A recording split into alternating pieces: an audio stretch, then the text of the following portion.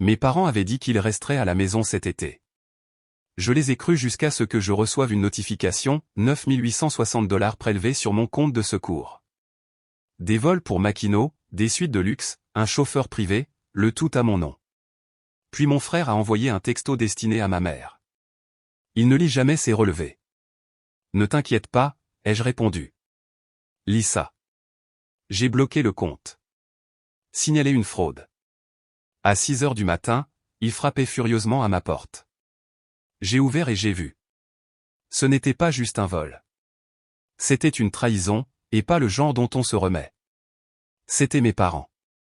Les mêmes personnes qui m'ont dit qu'ils n'avaient pas les moyens de faire un pique-nique de fin de semaine en famille, qui m'ont sermonné le mois dernier sur le gaspillage d'argent avec les plats à emporter, qui ont secoué la tête quand j'ai suggéré une petite escapade ensemble, en disant, cet été, on reste à la maison. C'est tout simplement trop. Et je les ai crus. Je les ai vraiment crus. Mais ensuite est arrivée la notification. 3h08 du matin. Mon téléphone a vibré sur ma table de chevet.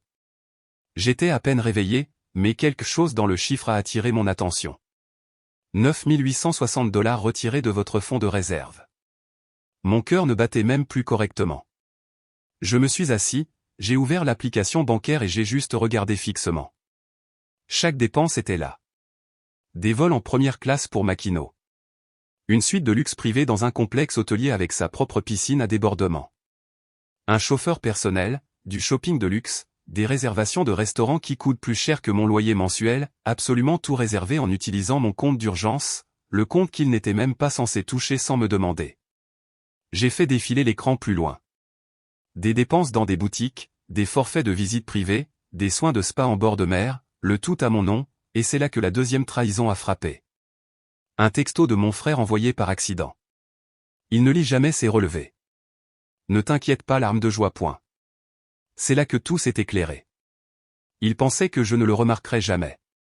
Il pensait que je serais trop stupide, trop confiant pour vérifier. Que je supposerais simplement que le solde avait baissé à cause d'une raison technique ou de frais bancaires. Ce n'était pas une décision impulsive.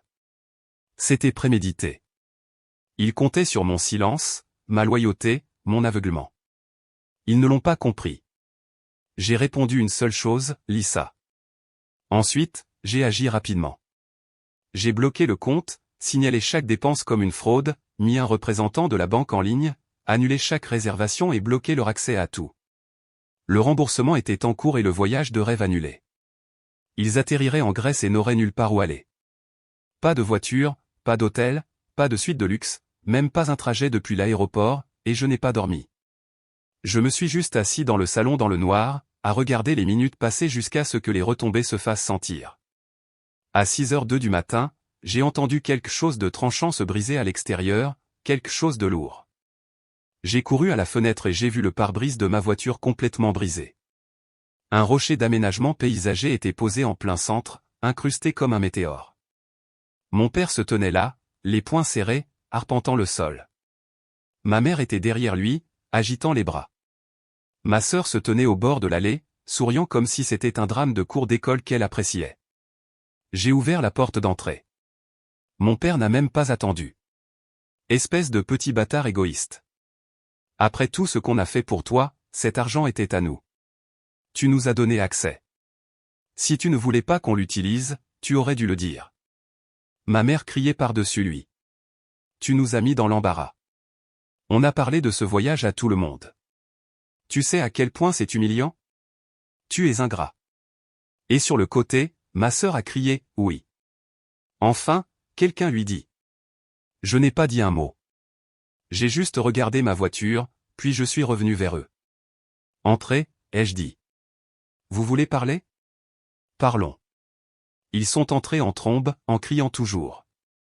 Je suis allé dans le couloir, j'ai fermé la porte de la chambre derrière moi et j'ai appelé la police, je leur ai donné l'adresse, je leur ai dit qu'il y avait des dommages matériels, une agression possible, et que j'avais tout en vidéo grâce à la caméra avant. L'agent a dit qu'il serait là dans moins de 10 minutes. Alors, j'ai fait traîner les choses. Laissez mes parents crier. Laissez-les répéter les mêmes arguments encore et encore.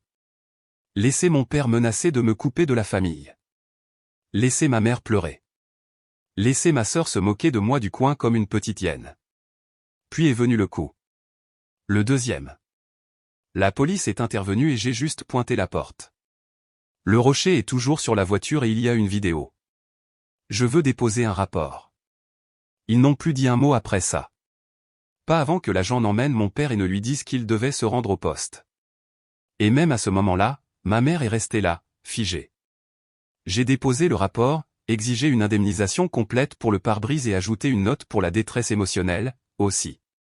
Le remboursement est arrivé cet après-midi-là, mais la véritable vengeance ne faisait que commencer. Après que les flics ont emmené mon père, le silence dans la maison était quelque chose d'autre. Ma mère était assise, raide, au bord du canapé, comme si elle n'avait toujours pas compris ce qui venait de se passer. Ma sœur arpentait le couloir, les bras croisés, jetant des regards entre la porte et moi, comme si elle n'arrivait pas à décider contre qui se fâcher. Personne n'a dit un mot pendant près de 20 minutes. Puis le téléphone de ma mère a sonné. Je l'ai entendu dans la cuisine essayer d'avoir l'air calme, mais sa voix se brisait sans cesse. Oui.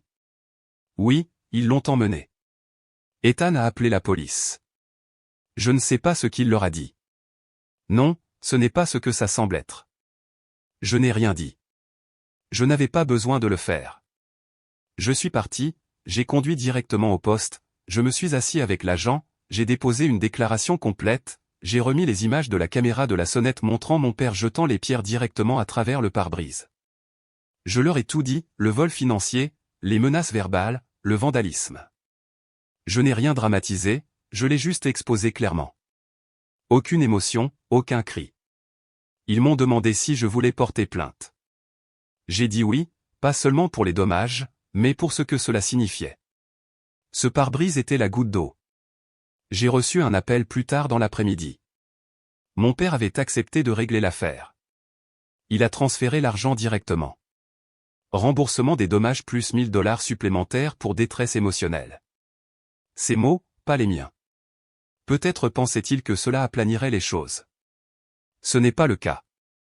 Quand je suis rentré à la maison, ma mère et ma sœur étaient toujours là. Ma mère ne m'a pas regardé.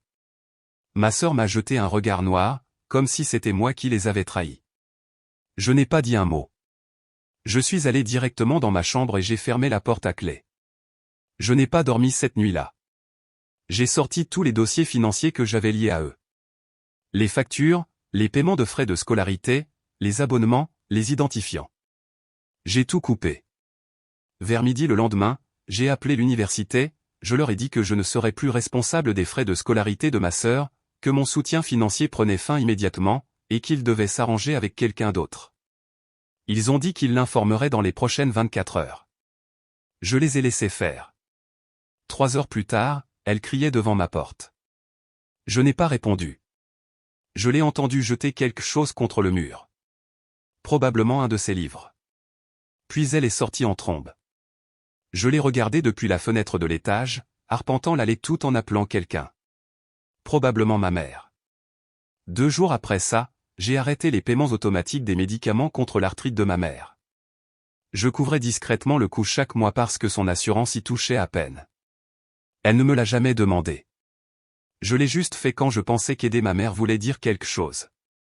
J'ai appelé la clinique, je leur ai dit de remettre la facturation aux patients. J'ai retiré ma carte de tout. Pas d'avertissement, pas d'explication. Laissez-les le sentir. Il ne s'agissait pas de se venger. Il s'agissait de les couper proprement. Ils pensaient pouvoir m'utiliser comme un guichet automatique, puis détruire mes affaires et agir comme si c'était moi qui avais dépassé les bornes, comme si j'étais censé laisser passer ça. Juste l'accepter. Non, la trahison était trop profonde pour ça. Il ne s'agissait pas de vacances. Il s'agissait du fait qu'ils savaient à quoi servait cet argent. Ma santé, mon avenir, mon secours au cas où les choses empireraient. Et ils s'en fichaient. Ils n'ont même pas hésité. Et quand je les ai dénoncés, leur premier réflexe a été de fracasser ma voiture et de me crier dessus dans ma propre maison. Ils pensaient que j'allais me laisser faire, que je me sentirais coupable, que je continuerais à tout payer après ce qu'ils avaient fait. Mais ils n'avaient aucune idée à qui ils avaient affaire. Et le meilleur, c'est que ce n'était que le début. Ils ne se sont jamais excusés. Pas une seule fois. Pas pour avoir vidé mon épargne d'urgence. Pas pour avoir lancé un rocher à travers mon pare-brise. Pas même pour m'avoir crié dessus dans mon propre salon comme si j'étais un étranger qui s'était introduit dans leur vie. Au contraire, ils en ont rajouté. Chaque fois que je vérifiais mon téléphone, je m'attendais à moitié à un message, une tentative de réparer les choses, ou même juste une excuse pathétique. Mais rien n'est venu, pas d'appel, pas de texto. Ma mère s'est murée dans le silence. Mon père a disparu comme s'il n'existait pas. Ma sœur était la seule à faire encore du bruit.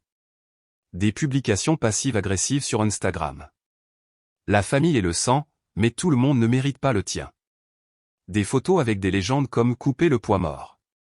Elle ne m'a pas identifié, mais elle n'avait pas besoin de le faire. J'ai compris le message. Puis une lettre est arrivée, une vraie, dans une enveloppe. Pas d'adresse de retour, juste mon nom imprimé en lettres bâton serrées. À l'intérieur, il y avait une lettre dactylographiée de 2 pages signée par mes 2 parents. Formelle, froide. Ils utilisaient des mots comme dommages irréparables et honte familiale. Ils disaient que je les avais publiquement humiliés, que mes actions étaient vindicatives, ingrates, et que j'étais moralement compromis. La dernière ligne a frappé plus fort que le reste. À partir de ce moment, nous ne te considérons plus comme notre fils. Je n'ai pas pleuré. Je n'ai pas crié. J'ai juste plié la lettre, je l'ai placée dans le tiroir où je range mes papiers médicaux, et je l'ai refermée lentement. Ils savaient que j'étais malade. Ils savaient pourquoi j'économisais cet argent. Mon diagnostic n'était pas nouveau. Je vivais avec une maladie auto-immune chronique depuis 2 ans, que je gérais au jour le jour.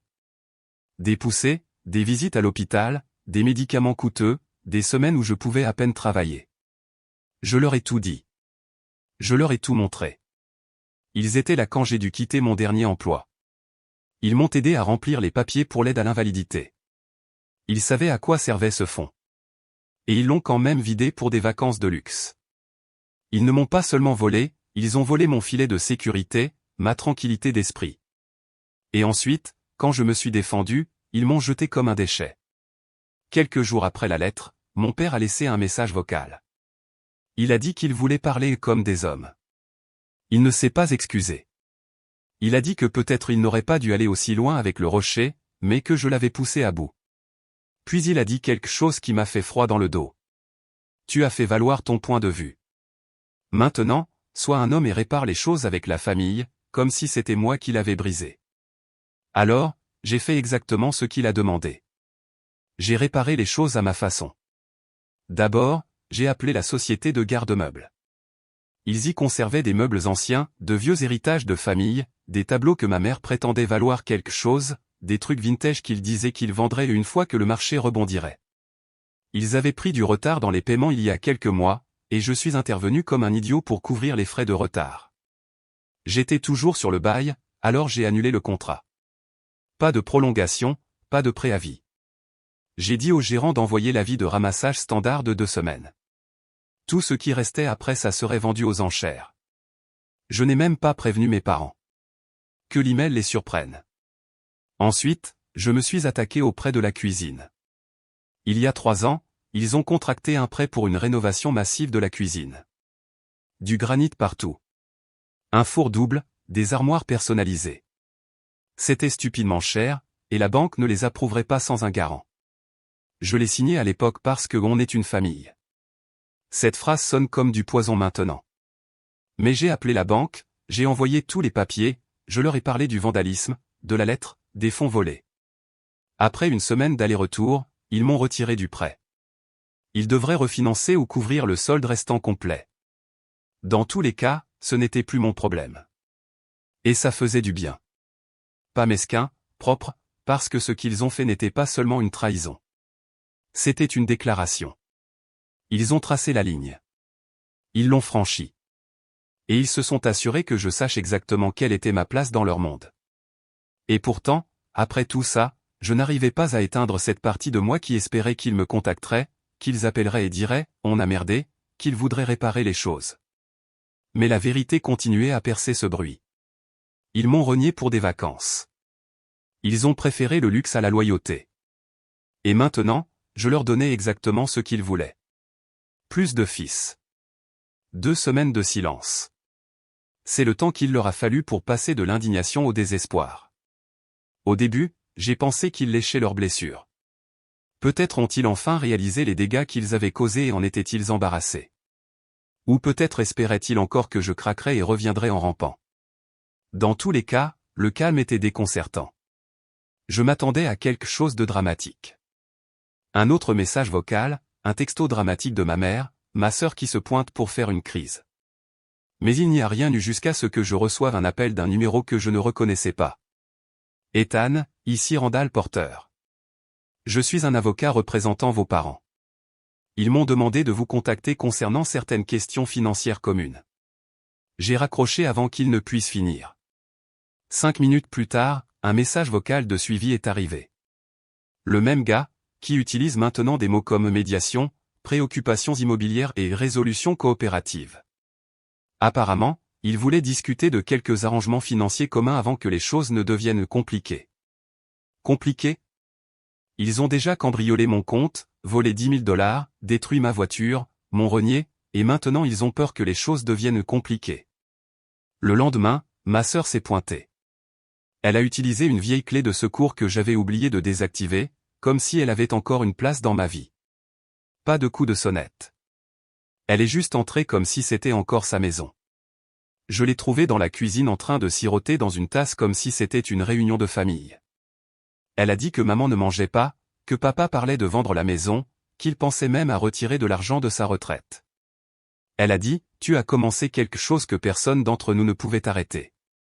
Je lui ai dit que la clé ne marcherait pas la prochaine fois. Elle a dit, très bien. Mais avant de partir, elle a sorti une enveloppe de son sac à main et l'a glissée sur le comptoir.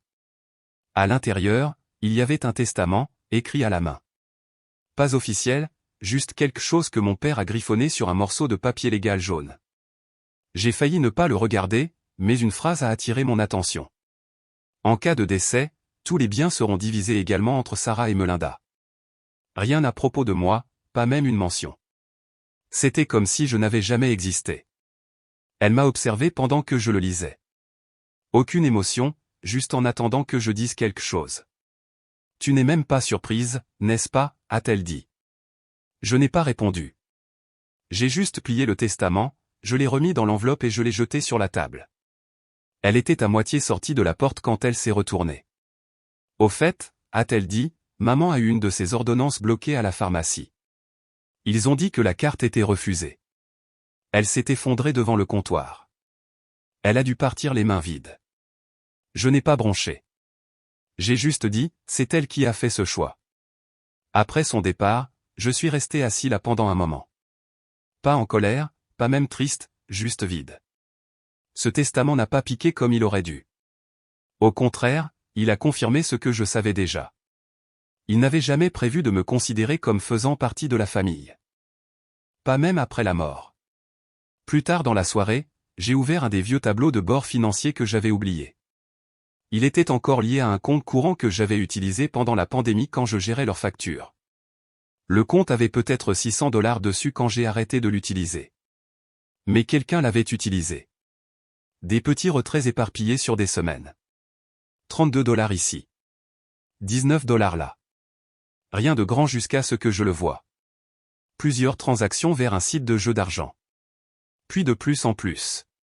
Chacune au nom de mon père. J'ai continué à faire défiler. Des centaines de dollars. Ça ne s'est pas arrêté. Il ne s'agissait pas seulement de Makino. Les vacances étaient un écran de fumée. Ils n'étaient pas seulement imprudents. Ils étaient en train de couler, de se noyer dans leur propre merde et trop arrogants pour l'admettre. Ils avaient besoin du voyage non pas parce qu'ils méritaient une pause, mais parce qu'ils étaient en spirale et qu'ils voulaient une dernière évasion à mes frais. Je m'étais toujours demandé comment ils étaient passés de personnes fières et obstinées à des menteurs égoïstes et impulsifs. Mais maintenant je le voyais clairement. Ils n'essayaient pas seulement de me blesser. Ils essayaient de survivre, et ils pensaient que s'ils pouvaient tordre l'histoire assez fort, faire de moi le méchant, je reviendrais en arrière et je les sauverais. Mais je n'étais plus ce type. Et ils ne savaient toujours pas ce qui allait arriver. À la fin du mois, ils étaient en train de s'effondrer en temps réel. Je n'avais pas besoin de deviner. Ça a commencé à apparaître de petites façons. Des alertes bancaires, des emails bizarres, des appels de créanciers dont je n'avais pas entendu parler depuis des années. D'une manière ou d'une autre, ils étaient devenus négligents et avaient commencé à utiliser de vieux comptes qui avaient encore des traces de mes informations liées à eux. Mon nom est apparu comme contact de secours sur une carte de crédit dont je n'ai jamais su l'existence.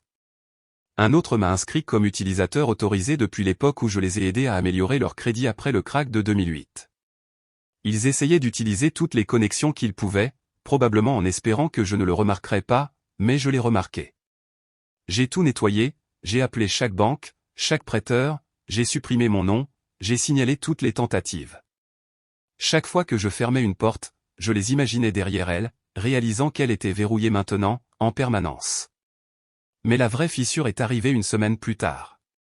J'ai reçu un appel d'un vieil ami de la famille. Monsieur Blake, il possédait un atelier de carrosserie où mon père faisait réparer nos voitures. Il n'appelait pas pour bavarder. Ethan, ton père est passé ici hier soir. Il était ivre. Il a dit des choses que je n'ai pas vraiment comprises, mais ça sonnait mal. Il n'arrêtait pas de dire que tu avais tout détruit. Puis il a cassé un miroir dans le bureau et est parti sans payer. Il a fait une pause. J'ai juste pensé que tu devrais le savoir. Il ne va pas bien. Je l'ai remercié et j'ai raccroché. Donc le château de cartes s'effondrait. Je ne savais pas à quel point les dettes étaient profondes, mais ça n'avait pas d'importance. Je n'allais pas payer un centime. Ils avaient choisi ça. Ils m'avaient rayé publiquement sur papier. Pourtant, une partie de moi voulait savoir jusqu'où ils allaient tomber.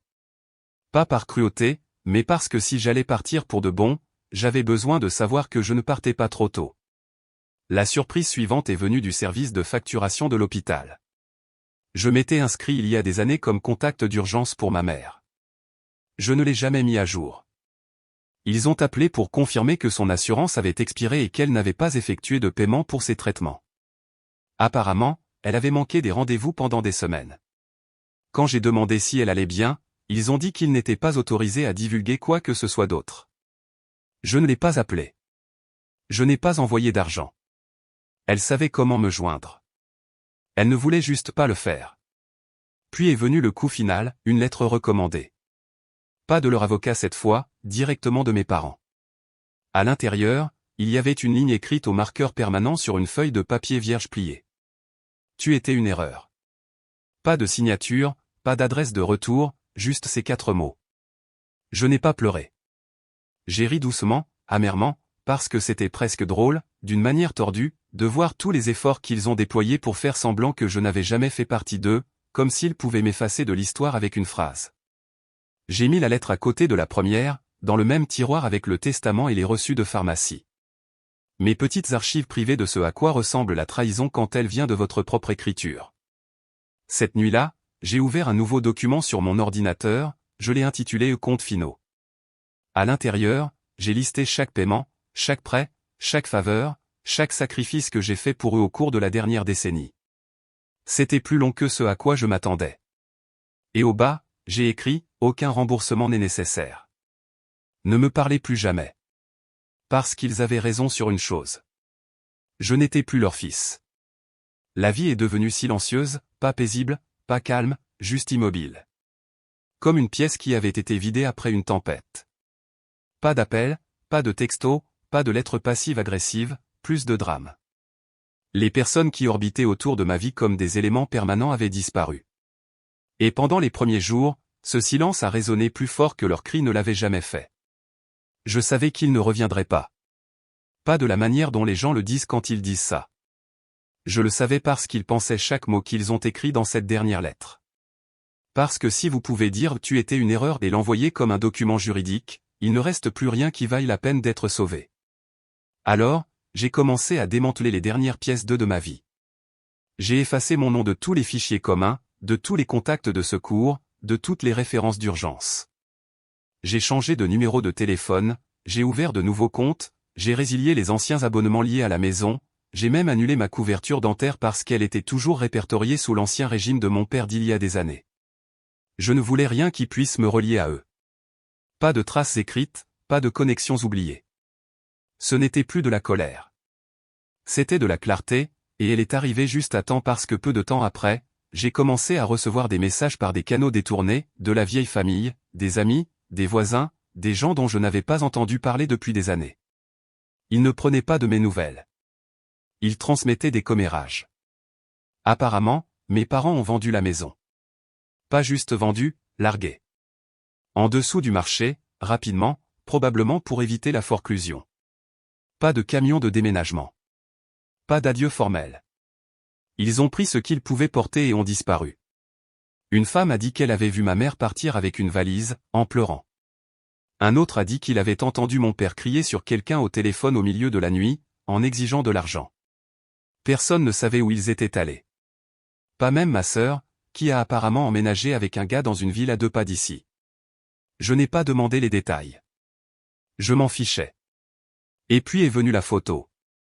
Un voisin que je connaissais à peine m'a envoyé une photo, floue, prise de loin. Mes parents assis devant un motel délabré près de la périphérie de la ville. Mon père avachi, regardant le sol. Ma mère fixant le vide. 2 sacs d'épicerie en plastique sur le trottoir à côté d'eux. Pas de voiture, pas de maison, juste une étendue de béton et le peu de fierté qu'il leur restait. J'ai regardé la photo pendant longtemps. Pas parce que je voulais aider, parce que je voulais ressentir quelque chose. Mais tout ce que j'ai ressenti, c'était de la fatigue. J'ai supprimé la photo, j'ai bloqué le numéro, je me suis levé, j'ai fait du café, je me suis assis près de la fenêtre et j'ai pensé à quel point c'est étrange de dépasser les gens qui vous ont élevé. Pas parce que vous êtes meilleur qu'eux, mais parce qu'ils n'ont jamais grandi du tout. Ils sont restés les mêmes, arrogants, cruels. Même quand ils étaient faibles. Je me suis souvenu de chaque moment où j'aurais pu m'en aller plus tôt. Chaque drapeau rouge. Chaque fois qu'ils m'ont culpabilisé pour que je paie leurs factures, que je réponde à leurs appels, que je me pointe pour des fêtes qui ressemblaient plus à des négociations qu'à des rassemblements. Chaque fois qu'ils ont agi comme si mon aide était leur droit, pas mon choix. Et j'ai pensé à cette dernière lettre. Tu étais une erreur. J'avais l'habitude de penser que si j'en faisais assez, si je donnais assez, si j'endurais assez, ils finiraient par dire le contraire, qu'ils étaient fiers, que j'avais de l'importance. Mais la vérité, c'est que certaines personnes ne vous aiment que lorsque vous êtes utile. Et une fois que vous cessez d'être utile, ils vous montrent ce qu'ils sont vraiment. Alors je me suis donné ce qu'ils ne m'ont jamais donné. Une clôture. J'ai imprimé un document final juste pour moi. Je l'ai intitulé Rupture. À l'intérieur, j'ai listé chaque prêt, chaque paiement, chaque sacrifice, chaque promesse brisée. Puis j'ai écrit la dernière ligne. Tu n'étais pas une erreur. Tu étais la dernière leçon. Je n'ai plus eu de nouvelles d'eux depuis. Mais parfois, quand la douleur dans mes articulations se faufile et me rappelle pourquoi j'ai constitué ce fonds de réserve en premier lieu, j'ouvre ce tiroir où les lettres sont encore pliées soigneusement, intactes, et je me rappelle que je n'ai pas perdu ma famille. Je les ai enfin vus pour ce qu'ils étaient, et je me suis enfui pendant que je le pouvais encore. Parfois, les nuits où le sommeil ne vient pas facilement, je me surprends à penser à ce qui se serait passé si je n'avais pas vérifié cette notification bancaire. Si je continuais à leur faire confiance, à les laisser me vider de mon énergie tout en me souriant au visage. Peut-être qu'ils seraient repartis l'été prochain, peut-être à Dubaï, peut-être quelque part d'encore plus ridicule, et je paierais encore la note comme un idiot. Mais la vérité, c'est que la trahison ne commence pas avec 10 000 $ et une suite de luxe. Elle commence plus petit, avec le silence, avec de petits mensonges, avec le fait de se faire dire qu'on est égoïste quand on dit non. Et une fois qu'on laisse passer ça assez de fois, ils commencent à croire le mensonge aussi, que vous leur devez toujours. Plus jamais ça. Parfois, les nuits où le sommeil ne vient pas facilement, je me surprends à penser à ce qui se serait passé si je n'avais pas vérifié cette notification bancaire. Si je continuais à leur faire confiance, à les laisser me vider de mon énergie tout en me souriant au visage. Peut-être qu'ils seraient repartis l'été prochain, peut-être à Dubaï, peut-être quelque part d'encore plus ridicule, et je paierais encore la note comme un idiot. Mais la vérité, c'est que la trahison ne commence pas avec 10 000 $ et une suite de luxe. Elle commence plus petit, avec le silence, avec de petits mensonges, avec le fait de se faire dire qu'on est égoïste quand on dit non.